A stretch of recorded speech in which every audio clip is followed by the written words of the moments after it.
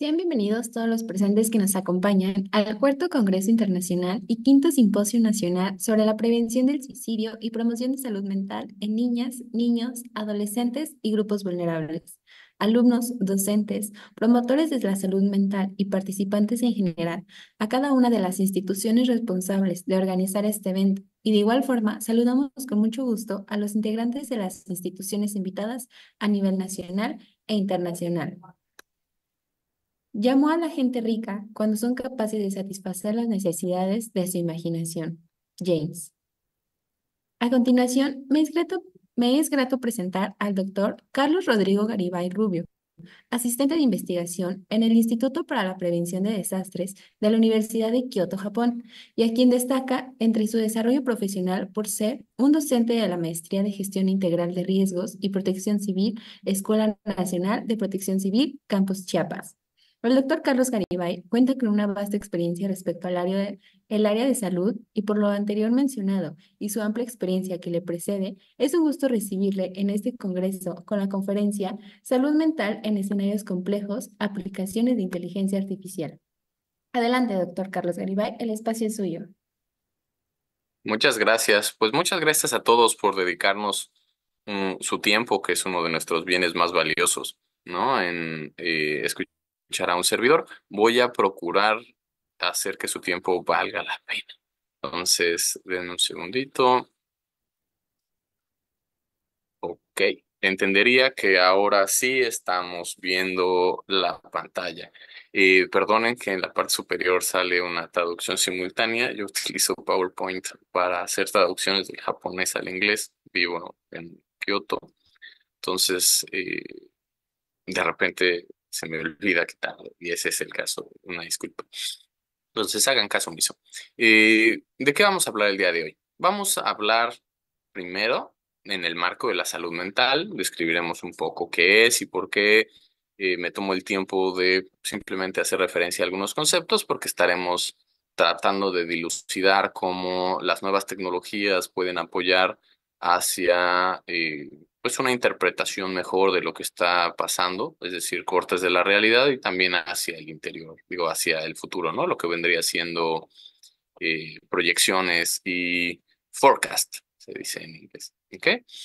Y cómo esto lo podemos utilizar específicamente en el marco de la psicología en emergencias. Ya me presentaron, soy el doctor Rodrigo Garibay y trabajo en la Universidad de Kioto. Vamos a ver si esto avanza bien. ¿Qué vamos a hacer en estos 45 minutos que vamos a tener disponibles? Muchas gracias a las autoridades nuevamente por confiar en un servidor para transmitir información que parezca relevante. ¿Qué vamos a hacer?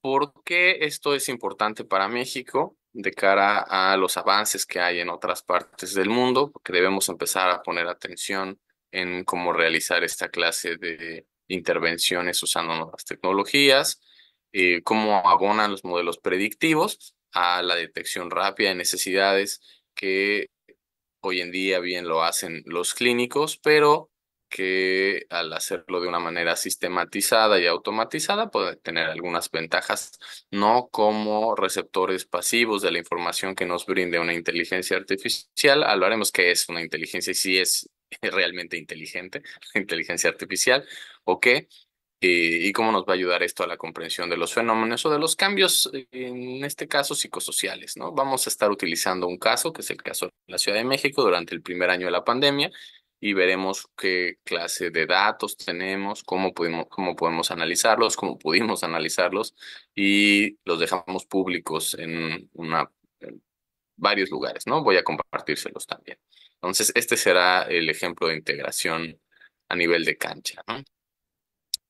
Definamos la salud mental, ¿no? Yo estoy seguro que todos ustedes en realidad tienen una muy buena idea de lo que significa la salud mental, ¿no?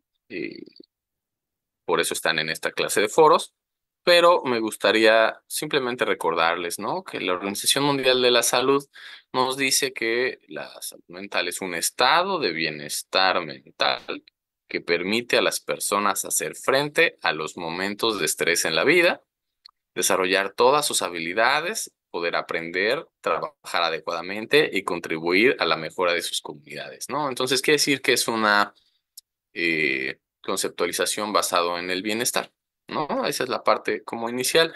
En pocas palabras o de una manera más sencilla, es cómo podemos transitar los caminos de la vida apelando a nuestras fortalezas, aun cuando no sean como nos los imaginamos, ¿no? Haciendo referencia a esa gran canción que estoy seguro muchos de ustedes les sonó en la cabeza cuando empezamos con los caminos de la vida. A mí me agrada, ¿no? Porque hay algo de verdad, ¿no? En esa acepción, ¿va? Ok. ¿Por qué es importante para México?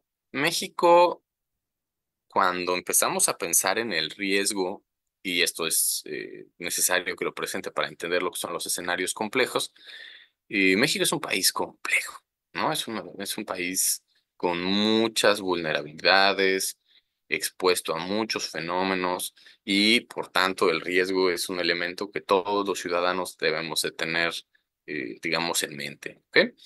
Para poder entender o dimensionar el riesgo hay muchas maneras. Hay algunas definiciones mucho más fáciles. A mí me gusta mucho cómo lo hace la doctora Olivia Jensen, que es la vicedecana de la Universidad de Singapur, específicamente su área es la comunicación de riesgos, y ella siempre dice, bueno, el riesgo es un concepto subjetivo que le sirve a las personas para lidiar con peligros reales. ¿Ok? Entonces es algo que en realidad depende de las personas desde esta definición, pero que sirve para atender cosas tangibles. ¿Ok? Sin embargo, es muy difícil medir el riesgo con una definición como esa. Esa es una definición que nos sirve más a nivel de, digamos, un concepto personal que nos ayude a entenderlo, pero para analizarlo y medirlo de manera formal, al menos se utilizan tres grandes dimensiones, ¿no? El riesgo es un producto de un fenómeno perturbador que afecta a un área geográfica determinada y en esa área geográfica determinada hay personas, inmuebles, infraestructura que puede ser afectada y esta puede ser afectada de diferente manera. Si se construyó bien, pues será menos afectada. Si se construyó mal, será más afectada y eso es lo que normalmente se traduce en vulnerabilidad. Y el último componente, que es lo que ayuda a las comunidades a poder decir si están o no preparadas para enfrentar una problemática, pues son sus capacidades. ¿Ok? Y en este caso, la Unión Europea lo aborda acerca de la falta de capacidades, es decir, como si hubiera un mínimo necesario para que cualquier país pudiera considerarse que tiene elementos para enfrentarse a los fenómenos perturbadores. Eso es lo que significa lack of coping capacity. ¿Ok? Ahora, en este informe actualizado de la Unión Europea, podemos ver que México está rankeado en el número 37. Eso quiere decir que solo hay 36 países más riesgosos que México. Sí, y estamos hablando de todo el mundo, es decir, aquí está Ucrania, Rusia, Israel, Somalia, Sierra Leona, etcétera. O sea, estamos pensando que México en realidad está rankeado pues muy alto dentro de los países que tienen una alta exposición a fenómenos perturbadores y tienen también una alta vulnerabilidad y digamos que no estamos tan bien en nuestras capacidades para enfrentarnos a ella. De igual modo es necesario que les comente que dentro de las expectativas marcadas por el cambio climático, ¿no? O dentro de los escenarios propuestos por el IPCC, al menos en su informe sexto, veremos que México va a ser una de las regiones afectadas de manera significativa por el cambio climático, es decir, está en esta banda de zonas afectadas de manera significativa. Entonces, eso quiere decir que tenemos que seguir preparándonos, ¿no? En el marco de la respuesta a desastres, muy particular en el marco de la salud mental, que es lo que a nosotros nos compete, ¿ok? Ahora, dentro del marco de la vulnerabilidad y las capacidades institucionales para atender la respuesta en salud mental, ha habido avances muy significativos. No sé si ustedes saben o han escuchado el concepto de la brecha en salud mental, ¿no? La brecha en salud mental se define como el tiempo que pasa promedio entre que alguien necesita ayuda de salud mental y la recibe. Bueno, en México llega a ser hasta de 12 años. 12 años entre que necesitaban el apoyo y lo recibieron, ¿ok? Entonces, la Organización Mundial de la Salud trató o está tratando, ¿no? A través del programa MHGAP, Mental Health Gap Action Program, o programa para cerrar las brechas en salud mental, diferentes estrategias para que la gente reciba la atención psicológica que requiere mucho más rápidamente, ¿no? Entonces, hay varias maneras para hacerlo y uno de los elementos que es importante a considerar en esto, pues son las nuevas tecnologías, ¿ok? Quiero yo hacer una pequeña referencia a la idea de la salud mental, ¿ok? Vamos a tratar de recurrir a una metáfora que a mí me parece interesante. Esta metáfora fue producida por el modelo de Van Nistelrooy y, por ejemplo, lo utiliza mucho la comunidad latinoamericana en resiliencia, ¿no? El doctor Jorge Montoya, que fue mi profesor hace muchos, muchos años en la Universidad de Iztacala, en la UNAM, en la Facultad de Iztacala. Dice, bueno, si no podemos ver nuestra capacidad para resistir los efectos de un fenómeno perturbador como una casa, entonces hacia la parte del suelo pues tenemos necesidades básicas y hacia arriba pues primero están los cimientos y esos cimientos son, o hay varios elementos involucrados, son por ejemplo las características de personalidad, las redes sociales con las que cuenta el individuo y la actitud que muestra frente al evento, si es activo o pasivo, ¿no? Estas tres cosas, de hecho, van a caracterizar su capacidad de respuesta y qué tan, digamos, afectado pudiera ser la persona frente a un fenómeno perturbador, ¿no? Entonces, bueno, se va construyendo la casa, ¿no? Hay cosas como las competencias, etcétera, que nos ayudan a entender que esto todo está integrado entre sí, ¿ok? Voy a tratar de hacer correr un pequeño video, ojalá se escuche bien. Ok. La casita de la izquierda es la misma casita que la derecha, pero con unos soportes, ¿sale? Unos soportes de papel. Y lo que vemos es que frente al mismo movimiento, las casitas se comportan de manera diferente, ¿ok? Bueno, para nosotros, si nos vinculamos con esta metáfora de la casita de la resiliencia de Van Stendhal, pues entonces tendríamos que pensar dónde debemos de poner los soportes, ¿no? Si los soportes, es decir, el apoyo en salud mental que estamos dando es adecuado para esa estructura, ¿cómo medimos si acaso les está sirviendo, ¿no? Y cómo podemos hacerlo mejor. Entonces, este pequeño video me gustaría que se quedaran con él en mente, ¿no? En cuanto a la psique de las personas, ¿no? Y en la manera en la cual nosotros vamos a procurar brindar un apoyo de salud mental y para qué nos pueden servir, ¿no? Estos nuevos sistemas de información en cuanto a esta imagen en particular, ¿no? Por ejemplo, nos ayudarían a saber dónde debemos colocar los refuerzos y si acaso están funcionando, ¿ok? Ahora, es una metáfora, es decir, no es como que el psicólogo llegue y ponga un refuerzo, ¿no? Todos sabemos que la recuperación depende del propio paciente, pero bueno, nuestro trabajo profesional es guiar a los pacientes para que puedan eh, echar a andar sus estrategias de recuperación personales y brindarles herramientas para que ellos puedan salir fortalecidos del evento, ¿no? Entonces, esto sí puede ser guiado con diferentes estrategias. Ahora, quiero hacer un pequeño paréntesis y empezar a hablar de las nuevas tecnologías, ¿vale? Eh, Esta es una imagen que viene de digamos, el sistema de gobierno japonés, ¿no? Entonces, el sistema de gobierno japonés, ¿no? El Cabinet of Government dice, bueno, ya estamos o vamos a tratar de apuntar a algo que le llaman la sociedad 5.0. La sociedad 1 era cuando, digamos, los seres humanos, ¿no?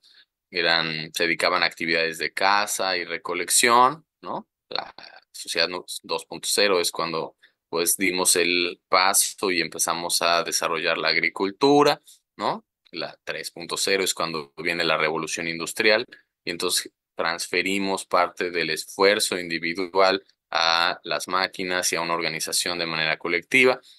Después viene la 4.0, ¿no? Que es de hecho ya estamos en ella, ¿no? Donde todo está interconectado, existe el Internet con datos distribuidos a todo lo largo del mundo, hay un intercambio muy veloz de información y procesamiento de la misma, ¿no? De manera automatizada.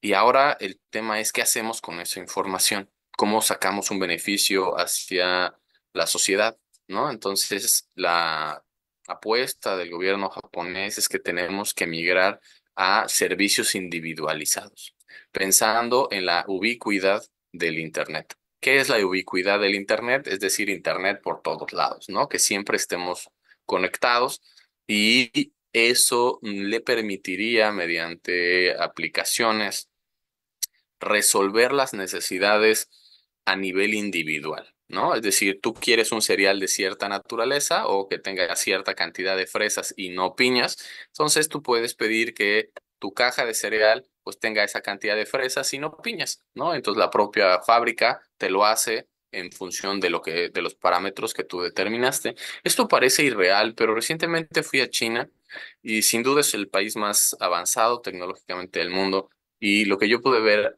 ahí es que ya ni siquiera se usa el dinero. Ya no existe dinero corriente en las calles. Ya no hay monedas ni billetes de papel, ¿no? Existen, por supuesto, por ahí, pero no los usan, ¿no? Incluso no puedes pagar en muchísimos lugares si llevas dinero.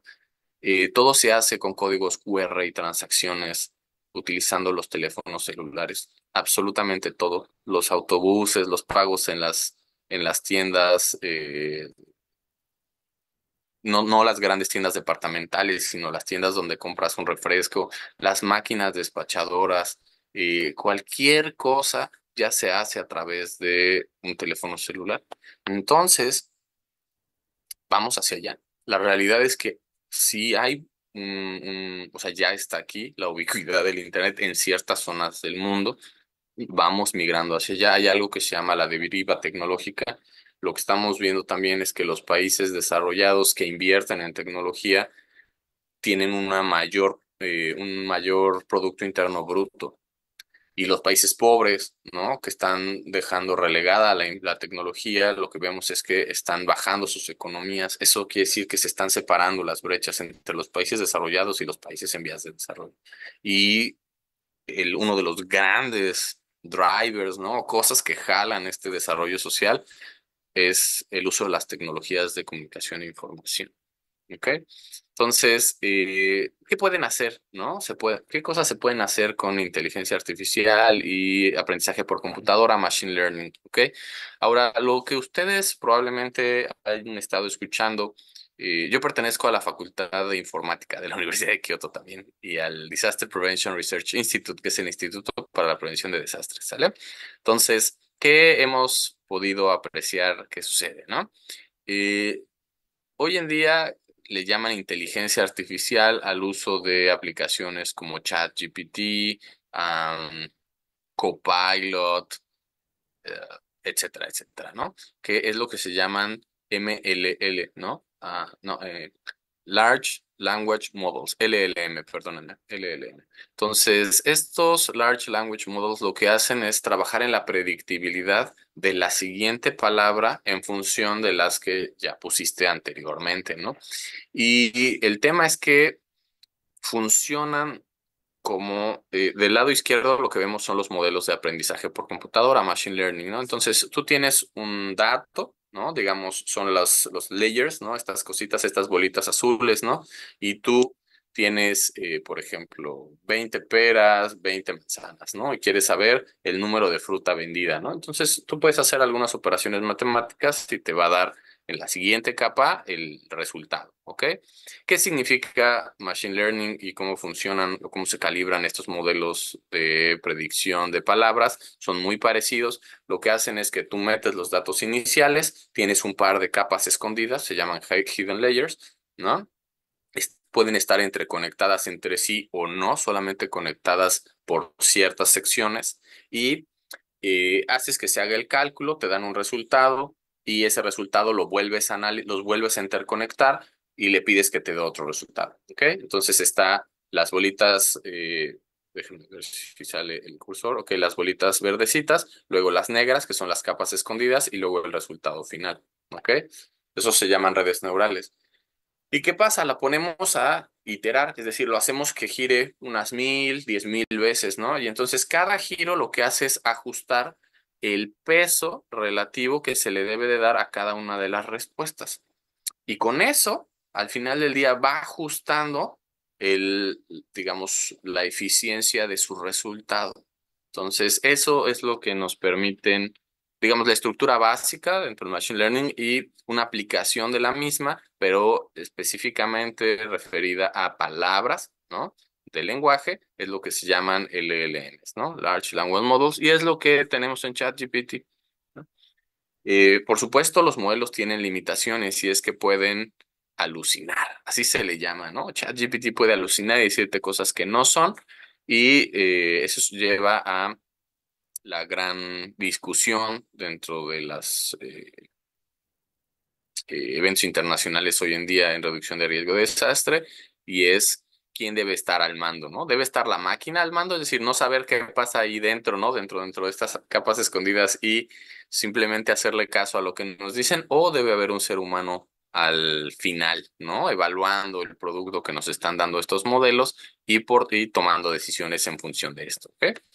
Entonces, ese debate está en marcha. Yo soy de aquellos que dicen que tiene que ser el individuo, ¿no? El que esté al mando, siempre, digamos, al volante de la inteligencia artificial y no consumir de manera sin, digamos, o sea, de manera ciega los productos que nos den, ¿no? Los procesamientos de información. Pero sin embargo, nos dan información que es muy útil y nos ayudan a tomar mejores decisiones. ¿Ok? Entonces, la clave de estos modelos está en la predicción y en la clasificación. Es decir, que de una cierta cantidad de datos, tú puedas generar etiquetas. ¿No? Eso fue lo que hicimos en Ciudad de México, de todas las personas que respondían diariamente los cuestionarios de salud mental, el tamizaje de salud mental, nosotros podíamos con eso predecir, vaya, entrenando algunas máquinas de machine learning, ¿no? Pues se puede predecir qué esperar hacia los días futuros, se puede predecir la cantidad de casos que podrían mostrar depresión, trastorno por estrés postraumático, ansiedad generalizada, etc., etc., etc.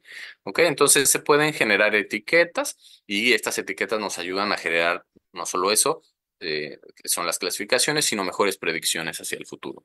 Ahora, quiero mostrarles solamente algunos ejemplos de artículos en grandes journals que están publicados muy recientemente, ¿no? Por ejemplo, es el uso de estrategias de aprendizaje por computadora para predecir las crisis en salud mental utilizando los registros de salud.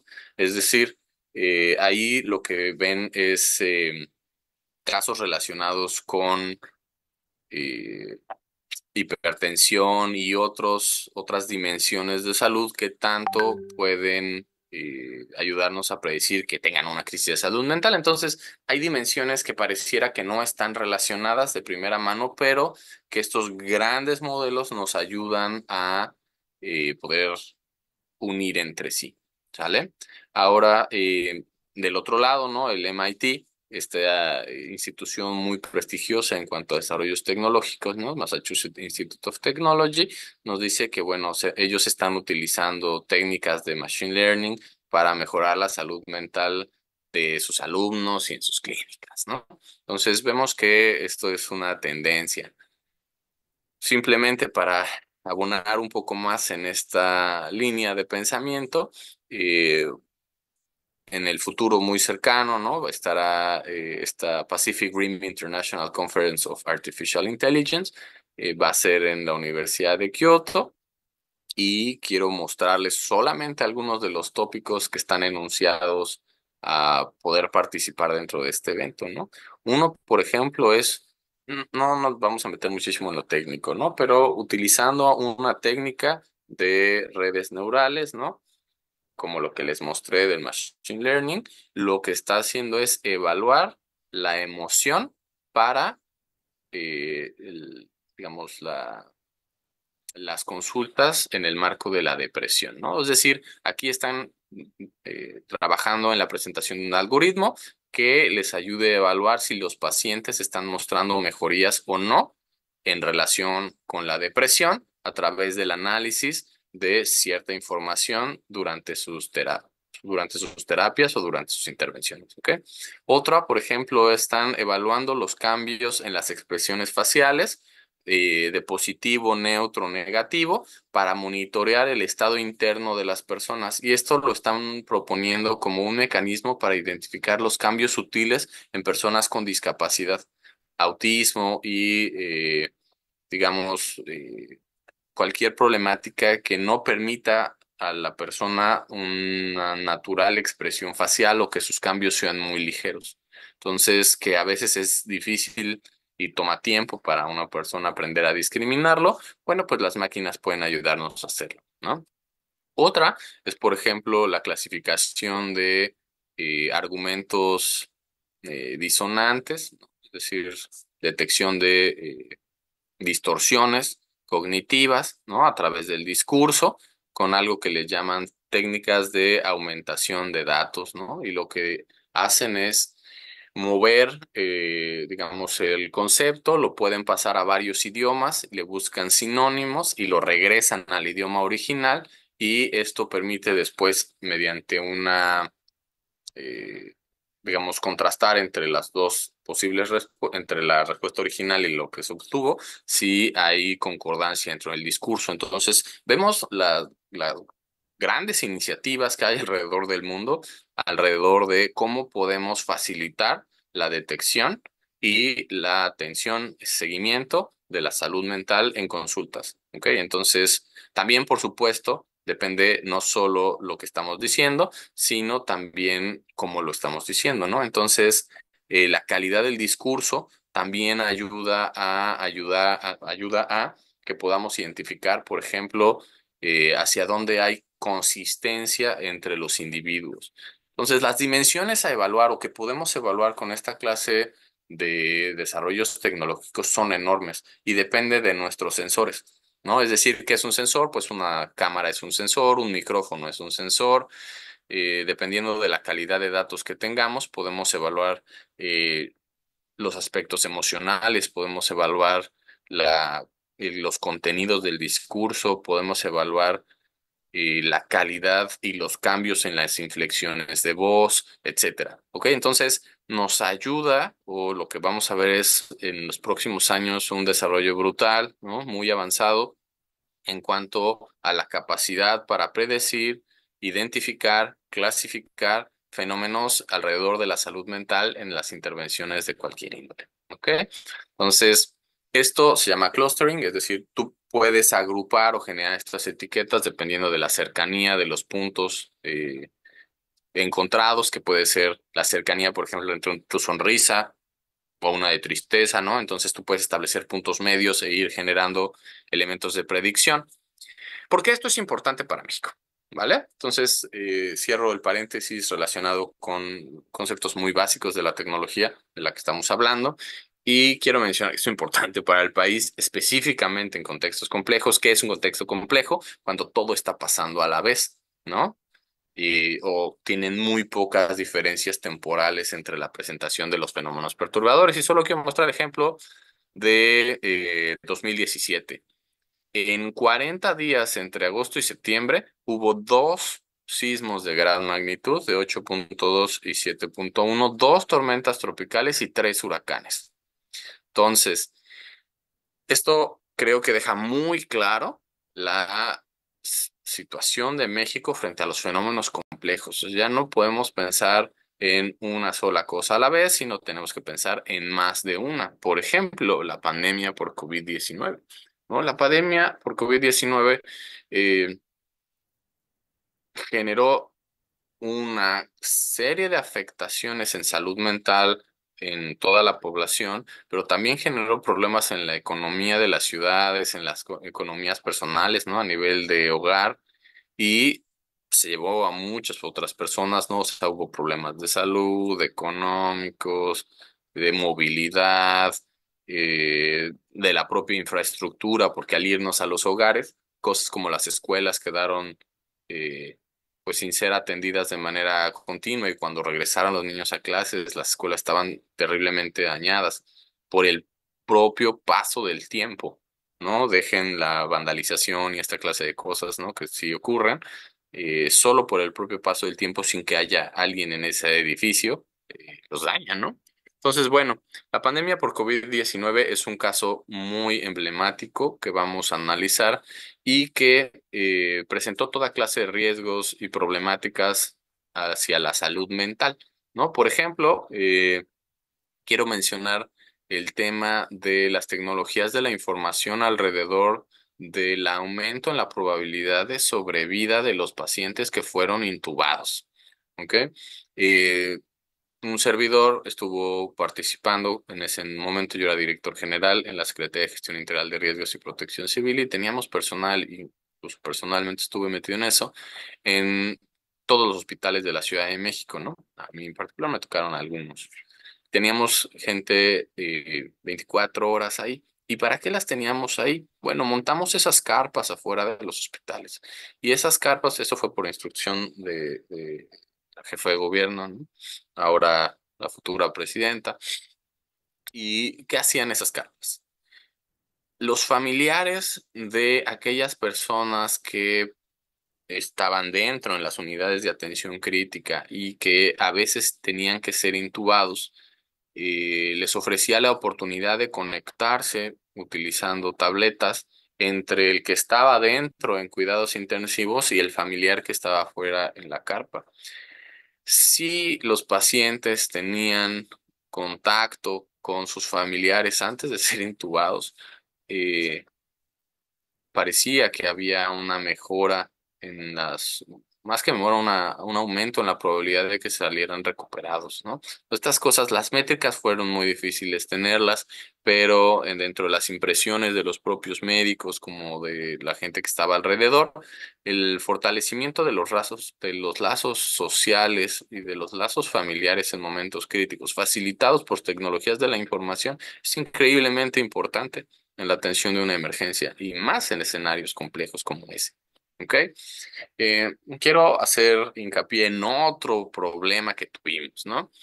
Durante la mitad de la pandemia, en plena cuarentena, hubo un sismo de gran magnitud en Ciudad de México en junio 23, ¿no? Entonces, ¿qué pasa?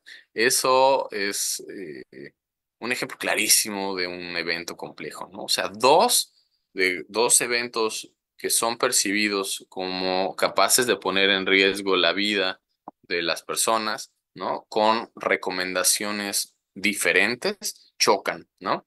La cuarentena decía mantente en casa, los procesos frente a un sismo decían sal y ve a tus puntos de reunión, y eso normalmente en las unidades habitacionales significaba juntarse, ¿no? Entre sí. Entonces, esto generó, como ustedes pueden ver, estos son los datos de la herramienta de tamizaje producida por la Universidad Nacional Autónoma de México, el Instituto Nacional de Psiquiatría y el sector salud en general, ¿no? Un servidor estuvo metido en esto.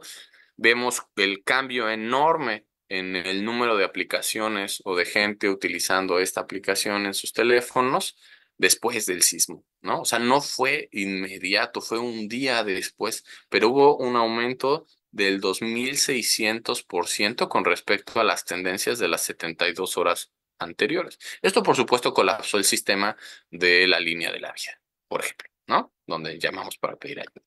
Entonces, hay temporalidades la temporalidad es oro puro en la atención de emergencias, ¿no? O sea, conocer cómo va a producirse o cómo podría producirse un fenómeno perturbador, cómo se va a ir desarrollando, pues ayuda a no solo saber qué esperar, sino establecer las herramientas de mitigación e intervención apropiadas, ¿sí? Para hacer esto.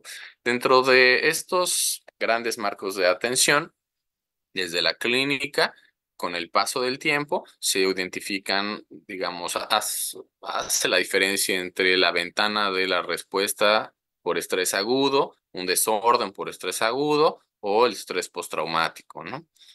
Eh, para ponerle sentido a esto, el ejército de Estados Unidos, bueno, Sunin y Meyers proponen esto que se llama Disaster Recovery Curve o la curva de respuesta a desastres y dicen, bueno, pongamos la temporalidad, pero pongámosle como eje X el, la activación emocional y eso nos va a ayudar a verlo de manera diferente, ¿no? Y entonces generan esta gráfica que es maravillosa, pero donde establecen grandes etapas, ¿no? La fase heroica, la fase de impacto, la fase de luna de miel. Sin embargo, estas 72 horas siguen siendo una bolsa gris donde dicen todo puede pasar ahí dentro, ¿no? Y lo que nosotros pudimos ver con el análisis de datos es que esto no es así. La respuesta emocional va a depender de lo que la causa. O sea, esto tampoco es el hilo negro, ¿no? O sea, dependiendo del tipo de, según el sapo es la pedrada, ¿no? O sea, dependiendo del tipo de fenómeno, pues vamos a tener una respuesta. Y lo que es interesante es que hay sintomatologías que funcionan como cascada, ¿no? Entonces, en el caso del trastorno por estrés postraumático, es la ansiedad lo que suele detonar efectos o cambios en el estrés, ¿no? En la sintomatología por estrés agudo. Y esto ya detona esa serie de problemáticas que pueden desencadenar, si esto dura más de un mes, en trastorno por estrés postraumático, ¿no? PTSD. Ahora, ¿qué hicimos? Utilizando estos sistemas de información, podemos calcular las tendencias, por ejemplo, los 72 horas previas de diferentes tipos de eventos como una festividad, por ejemplo, el Día de las Madres y el Día de la Independencia. ¿Esto afecta o no la salud mental, no? O sea, creo que no solo lo afectó y lo afectó mucho y tenemos los datos para demostrarlo, sino que nos ayuda a entender estas dinámicas sociales, ¿no? Los datos están, las bases de datos están libres en este artículo que recientemente publicamos en el Journal de Data in Brief, que se llama Machine Learning Ready Mental Health Datasets. Para aquellos que les gusta hacer investigación en psicología, los datos ahí están libres, está todo el código, todos los análisis que les permiten realizar cosas como esta. Este es un clasificador. ¿Qué significa esa imagen? ¿Ok? Entonces, ahí lo que hicimos fue comparar dos ítems, que son ítems importantes, identificamos que son, tienen, digamos que explican de manera significativa la variabilidad dentro de la muestra y utilizando un modelo de aprendizaje por computadora lo corrimos 10,000 veces para que se afinara bastante bien y vimos que dentro de estas categorías, cuando está amarillo significa que según la clasificación para, según el PCL-5, ¿no? Que es el instrumento para evaluar trastorno por estrés postraumático, cumple con los criterios para poder considerar la posibilidad de que esa persona tenga estrés postraumático, ¿ok? Entonces, aquellos rubros en amarillo significa que tendría estrés postraumático, ¿no? O podríamos ponerle esa etiqueta y lo que vemos es una imagen medio dispersa, ¿sale? Sí se ven tendencias ahí, pero lo interesante es que la relación entre la ansiedad y el estrés, mientras más ansiedad, por supuesto, hay una mayor probabilidad de que desarrolle estrés postraumático, ¿no? Entonces, por eso vemos que va avanzando, ¿no? 5, 7, 10, ¿no? Mientras más estrés, también tiene una probabilidad de que se desarrolle trastorno traumático, pero la ansiedad ganó, ¿no? Eso es lo que vemos si trazáramos una línea aquí, ¿no? Es donde veríamos esa clase de predicciones, ¿no? Y a veces no se necesita tanta ansiedad ni tanto estrés para que pueda clasificarse o pueda generarse la etiqueta de estrés postraumático. Entonces, ¿qué pasa con estos que están aquí, no? ¿Qué otros componentes no hemos analizado que ayudan o la máquina nos deja ver que pues van a presentar estrés postraumático? O sea, quiere decir que estos dos elementos no son los únicos que están alrededor de la identificación, ¿vale? Aquí les estoy mostrando durante el primer año, para todos los casos que analizamos, cómo se estaban comportando la prevalencia de distintos trastornos de salud mental, es decir, depresión, estrés postraumático y ansiedad generalizada. Lo primero que vemos es que hay momentos en los que hay repuntes importantes de la manifestación de estos trastornos de salud mental y que sí creemos, como este, ¿no? Del sismo, que están asociados al mismo, ¿no? Es muy claro cómo tuvo los incrementos y que tenga las bolitas significa que fue estadísticamente significativo el cambio dentro de las 72 horas previas con las 72 horas después y hubo un cambio porcentual significativo. Es decir, estadísticamente tenemos la confianza de decir que ahí efectivamente hubo un cambio significativo, probablemente producto por ese fenómeno perturbador. ¿Vale? Y esto, pues bueno, nos puede ayudar a predecir las cargas de los sistemas de salud mental o a las cargas como la línea de la vida o la herramienta de tamizaje se van a enfrentar dependiendo de cierto fenómeno. ¿Eso cómo se traduce o para qué nos sirve en la vida real? Pues si hay un sismo, tú sabes que en las siguientes 24 o 48 horas, o sea, no inmediatamente, sino al día siguiente, tú vas a tener que aumentar la plantilla de radiooperadores al doble porque si no, no te va a alcanzar, como es lo que encontramos en los datos, ¿no? La otra cosa importante que nos dejan ver estas herramientas de aprendizaje por computador es que dependiendo del tipo de fenómeno perturbador, ustedes saben que los problemas de salud mental no se manifiestan inmediatamente, ¿ok? Normalmente tienen un periodo eh, previo y después se manifiestan, ¿ok?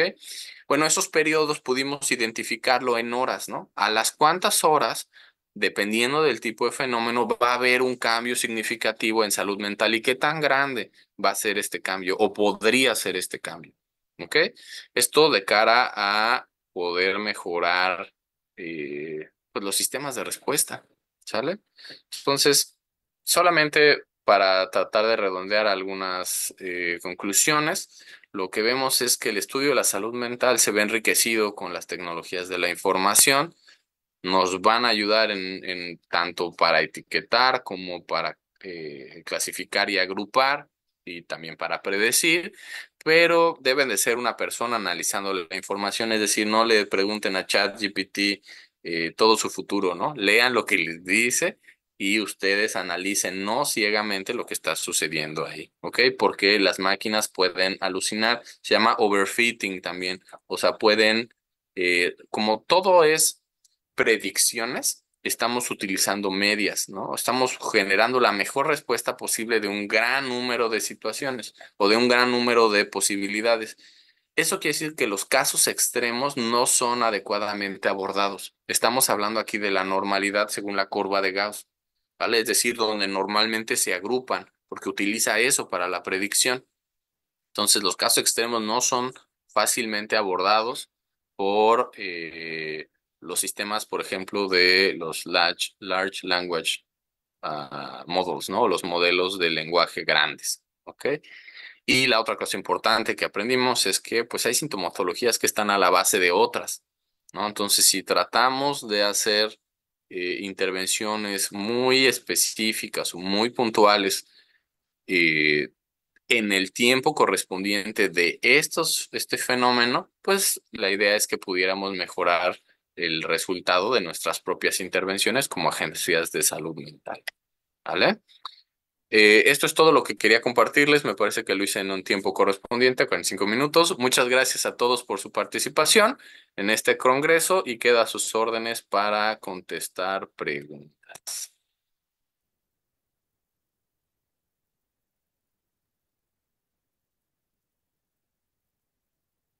A continuación realizaremos algunas de las preguntas por parte de nuestros oyentes. Hmm. Mencionan, ¿se puede hacer un protocolo con inteligencia artificial para generar un algoritmo que determine si nuestra niña o niño o adolescente tiene ideas suicidas? Para la prevención del suicidio existen muchos, o sea, ya hay protocolos establecidos, ¿no? Lo que nos puede ayudar es para identificar los elementos dentro de estos protocolos. Ustedes saben que el suicidio eh, no nace de la nada, ¿no? O sea, tiene etapas en las cuales se va avanzando, ¿no? De la ideación suicida a la planeación suicida. Y no es que las personas quieran suicidarse porque sí, ya no quieren vivir bajo ciertas condiciones, ¿no? Entonces el suicidio es reconocido como una opción, ¿no? Y esto es importante dentro de los marcos terapéuticos.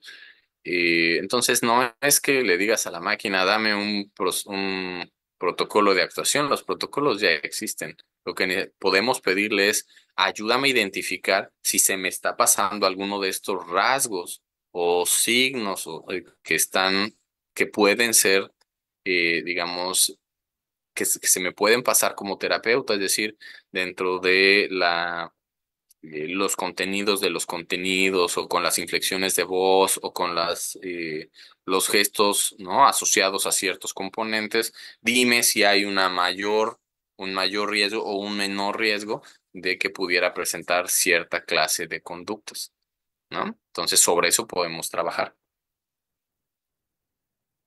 Muchas gracias. Ya la última pregunta sería, ¿cuál sería una amenaza para la inteligencia artificial? Es que no existe la inteligencia artificial. Las inteligencias artificiales no son inteligentes. Lo que hacen es utilizar las cosas previas de personas inteligentes que lo hicieron y que buscaron la información y las acomodan de cierta manera para darnos algunos resultados. Entonces, eh, no existe la inteligencia artificial, existen muchísimas computadoras con algunos algoritmos, ¿no? Que nos dan, que nos, no, nos dan respuestas. Yo creo que el riesgo no es para la inteligencia artificial, sino para los que la usamos, ¿no? Y el mayor riesgo es que de manera, bueno, podría yo al menos mencionar dos que fueron muy comentados en la plataforma de Understanding Risk en Himeji recientemente, que tuvo sede aquí en Japón, organizada por el Banco Mundial. Eh, y ahí se mencionaba, uno, que no hubiera transparencia en el modelo. Es decir, que tú solamente metes cierta información al modelo y obtienes el resultado final y no sabes qué pasó dentro. Esa opacidad es un riesgo, ¿no? Y lo segundo es que por la premura o por la presión o cualquier otro elemento, pudiéramos hacer caso sin verificación a los resultados que nos brindara una máquina, ¿no? Entonces ahí ese consumo indiscriminado, consumo sin juicio, es un riesgo social. Por ejemplo, imagínense que ustedes son alumnos universitarios, hoy en día cuentan con esa herramienta, su profesor les dijo, quiero que me des un ensayo sobre los riesgos a la salud del uso de alguna sustancia. Y entonces va el alumno y dice, ChatGPT, dime cuáles son los riesgos a la salud tras, ¿no? Y entonces me suelte una ristra de estas cosas que algunas serán ciertas, otras tal vez no, ¿no? Y ahí es donde empieza los problemas, ¿no? Él todavía no tiene las herramientas para discriminar qué cosas no. Es como no sabe cuál es correcta y cuál no, así lo pasa y dice, ah, bueno, sí, por supuesto. Entonces, uno de los riesgos es que caiga un meteorito, estoy diciendo una tontería, ¿no? Estoy tratando de mostrar como la máquina alucinaria, ¿no? Entonces, que hubiera una mancha solar y entonces las ondas electromagnéticas afecten a la Tierra y tengamos un sismo de gran magnitud, ¿no? Esas cosas que son totalmente absurdas desde los profesionales, pero que son vistas de manera común en los fake news, pueden ser, digamos, estar disfrazadas dentro de las respuestas de una inteligencia artificial.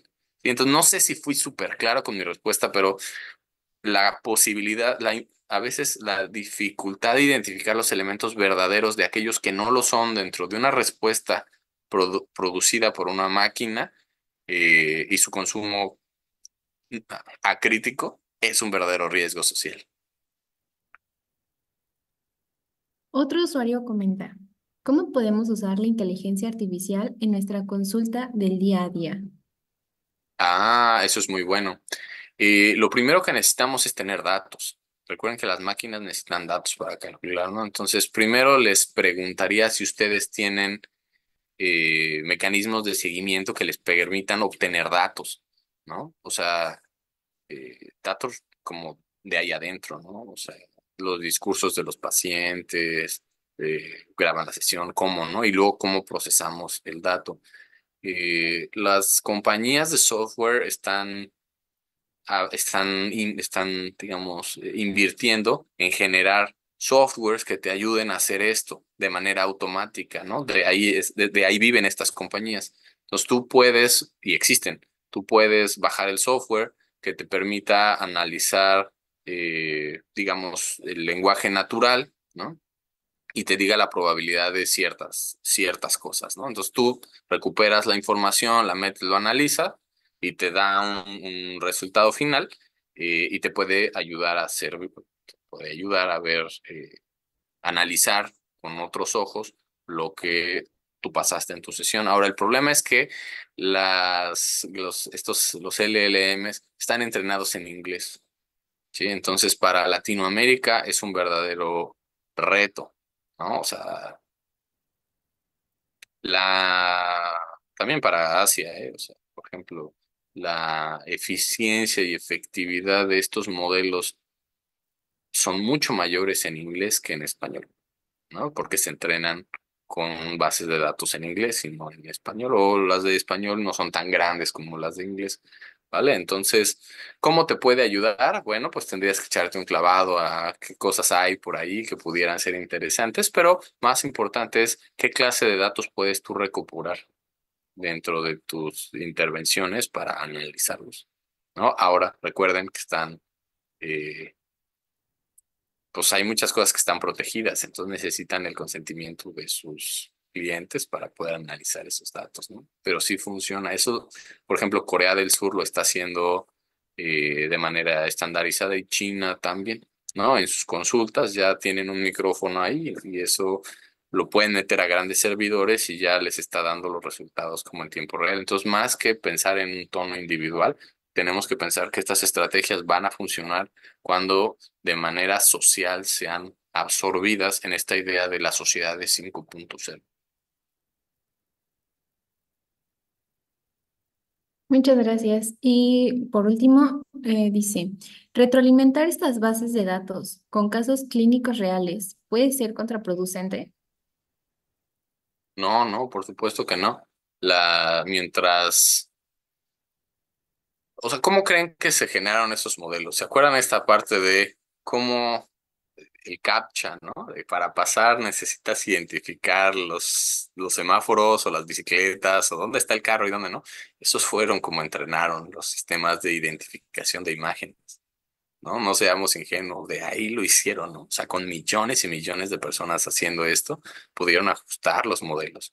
Entonces, eh, por ejemplo, las bases que pusimos a disposición son bases que ya están limpias, que ya están preparadas, que ya están separadas con clasificadores correctos, ya está todo el lenguaje en Python, ¿no? Para que ustedes con muy poca, digamos, necesitan tener algunas bases, pero ya de manera muy simple puedan seguir todo el workflow, la dinámica de trabajo para poder analizar datos, utilizando esos como ejemplo, pero pueden meter sus propios datos y hacer los mismos